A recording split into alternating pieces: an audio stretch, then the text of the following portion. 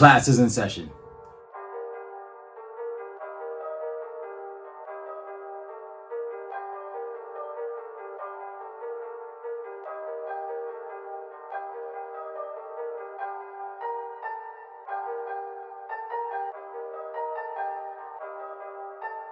Hey, what's up guys and gals? Welcome back to another video. So in today's video, I'm going to try to keep this as brief as possible. I just want to quickly talk about why the Nintendo Switch is starting to become my least favorite current gen console. Now, for the Nintendo's fans out there, I don't want to call you fanboys because I don't want to start a console war. I'm not saying that the Nintendo Switch is the worst console ever. And to the contrary, I actually think it's one of the best consoles ever, because it's the first of its kind, a console that's like a hybrid between like a handheld and a docked console that you could only play like in front of a TV. But there are some issues I have with the Nintendo Switch, and I'm going to talk about that in today's video. So let me talk about my quick introduction to the Switch. So I got the Switch back in 2019. I originally picked up the Nintendo Switch Lite, the Pokemon edition, because I bought the Pokemon Sword game and I was looking forward to playing that. And it was great because at the time, you know, it's only $200 for the Switch Lite, and I wasn't, making a lot of money back then, so I needed a budget-friendly console because the only console I had other than this was a 3DS and a PS4. Nonetheless, so I picked up the Lite, and I actually think the Nintendo Switch was a pretty decent console. It had great battery life. It's very versatile. Not the Lite so much, but the OLED, which I also have now, very versatile. It's easy to replace. Like if it breaks, the stores typically have these in stock. Even the OLED, they have pretty much in stock everywhere. And it's not too expensive, you know what I'm saying? Like it's only $350 for the OLED. And if you want the Lite for $200, the original Switch, $300, it's not too much. You could probably get it on Black Friday on sale for a reasonable price, or even buy it used for a reasonable price. But let me go into why it started to become one of my least favorite consoles of this gen. So first off, I want to talk about the prices of the game. So I don't think that any Nintendo Switch game is worth $60. For example, my favorite game that I've ever played on the Switch, I don't even think it's like it's definitely not a Switch exclusive, is Neo The World Ends With You. I even picked up the original game that came out on a DS. Both of these games are running. I've got this one for like $34 and I got this one for $25. If you were to buy them brand new, you had to pay like $60 for it just to pick it up. Let me talk about some more games. This $60. Whether it's worth $60 or not, I don't know. But this right here was definitely not worth $60, y'all. But nonetheless, I feel like, a good solid Nintendo Switch game, $50, no more than that is fine. I prefer $40 range just because of how underpowered the games are. And I'm going to talk about that in a moment too. But now they got the new Zelda game coming out, I believe in May, the Tears of the Kingdom. I don't know if I'm going to pick that up or not. I've never played Breath of the Wild. It does look interesting. If the game price went down, I would probably pick it up. But Nintendo is really greedy when it comes to their first party titles. And even an old game like this, for example, this game is like, what, 4 years old now? Going on 4 years old? They still would charge $60 for this. And now they're trying to, come out with new games and charge $70 for that. I'm not feeling that at all. It's just another reason why Nintendo started becoming my least favorite console. I don't even like when PlayStation charges $70 for a game. I'm definitely not going to accept a Nintendo game for $70. So next, let me talk about the hardware. So when I talk about the hardware, I'm not just talking about like the console itself, how it has like a cheap plasticky feel to it, how like the sticks, the Joy-Con sticks have like a rough feel to it when you wiggle them around. I'm talking about like everything, even like the Pro controller. And the reason why I'm starting to hate on the Pro controller is because I recently picked up Xbox Core 2 controller, and you play with the sticks on this one. The sticks feel really good, feels really good in your hand, nice grip.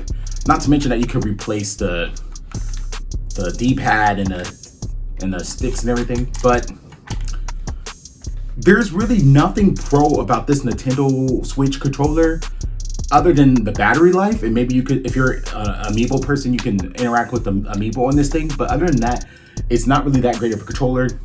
It's not comfortable. So, and it feels really cheap overall. It doesn't have a premium feel to it. Now, granted, it's only $50 compared to this, which was like $130, but I got it for a little cheap because I traded in my old controller. So if you want this full retail, it's like $130. Nonetheless, it's still Nintendo products are, you know, infamously cheap. Another issue I truly have is with the poorly optimized games. So I noticed that when I played this game right here, Bayonetta 1. Now this game came out on the 360, and granted, like the 360, that's like 2 console generations ago. I played it on Switch and I thought like, oh man, this game is pretty good. It's not bad at all, and it's like a high-paced action game, whatnot. So I picked up 3. Well, I pre-ordered this one.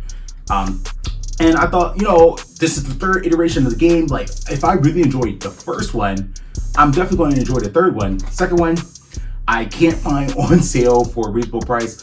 I'm not paying $50, $60 again for a Nintendo Switch game. If that game dropped to $30 like this one was, then sure, I'll pick it up. But no more than 30 for the second one for me.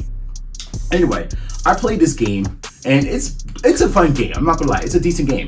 The only issues I have with this game is that it feels so poorly optimized. Like when there are scenes where there's like intense action going on, the game starts to feel like it's slowing down, or it's like dropping in frames, or it just feels like the game is trying to push out more power than what the Switch can actually handle. And if this game were to, like, for example, be on the PS5, I think it will be a beautiful game. It'll be a nice ran game. But considering that it's stuck to the Switch hardware, I feel like it can't reach its fullest potential. And that's the issue that I have with the Nintendo Switch games right now.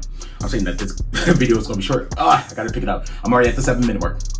Alright, another issue I have with the Nintendo Switch is the outdated UI. So like the interface system, it feels like something that you would like interact with on a 3DS or a Nintendo DS.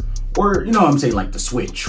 Not the Switch, like the Wii U or the Wii, the original Wii. It feels, my point is, it just feels outdated. It feels like a good 15-year-old UI.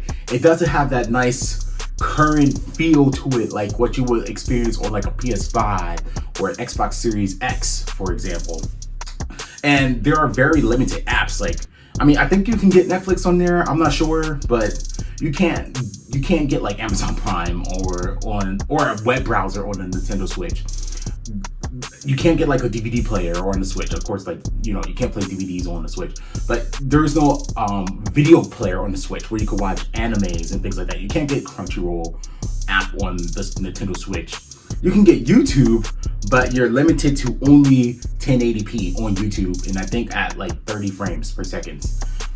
Nonetheless, it's one of the issues that I have with the Switch. Another issue that I have, I mentioned it already, games, they just feel so limited in power. I'm talking not just about Bayonetta this time. I mean, this game right here, Kirby in the Forgotten Land, feels underpowered. Don't even get me started. I can't even find it right now. Oh, here it is.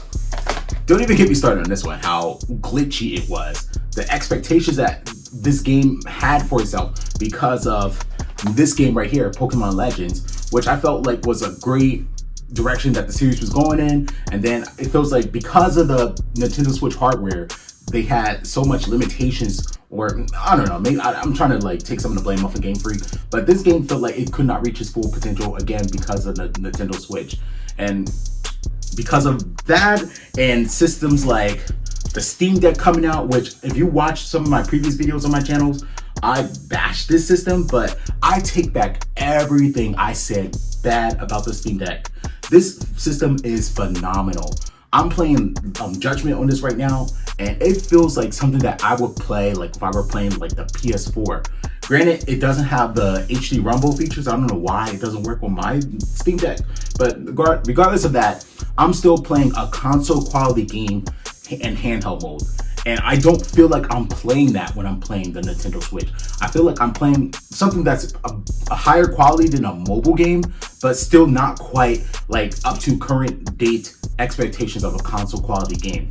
And that's the issue that I have with the Nintendo Switch. And granted, if they came out with a Switch Pro with like 4K and 60 frames per second consistently, I would jump on that in a minute.